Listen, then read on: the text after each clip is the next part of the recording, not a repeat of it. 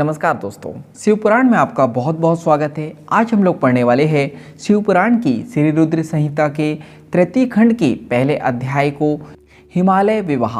तो चलिए शुरू करते हैं।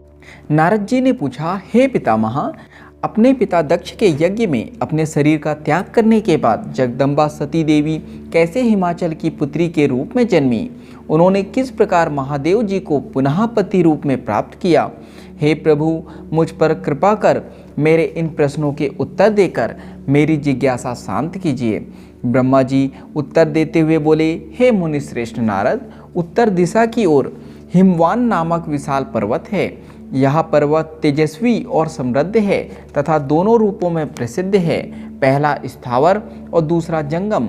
उस पर्वत पर रत्नों की खान है। इस पर्वत के पूर्वी और पश्चिमी भाग समुद्र से लगे हुए हैं।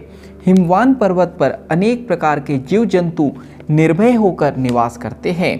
हिम के विशाल भंडार पर्वत की शोभा बढ़ाते हैं। अनेक देवता, ऋषि मुनि और सिद्ध पुरुष उस पर्वत पर निवास करते हैं। हिमवान पर्वत पवित्र और पावन है। अनेक ज्ञानियों और साधु संतों की तपस्या इस स्थान पर सफल हुई है। भगवान शिव को यह पर्वत अत्यंत प्रिय है, क्योंकि इस पर प्रकृति का हर रंग देखने को मिलता है। एक बार की बात है, गिरिवर हिमवान ने अपने कुल की परंपरा को आगे बढ़ाने तथा धर्म की वृद्धि कर अपने पितरों को संतुष्ट करने के लिए विवाह करने के विषय में सोचा।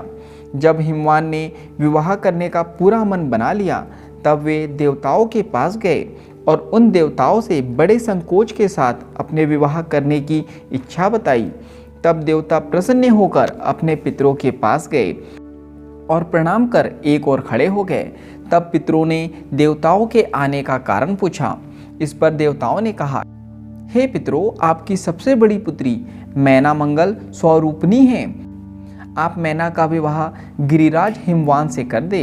इस विवाह से सभी को लाभ होगा, सबका मंगल होगा तथा साथ ही हमारे कुल में जन्मी इन कन्याओं में से कम एक तो श्राप मुक्त हो जाएंगी।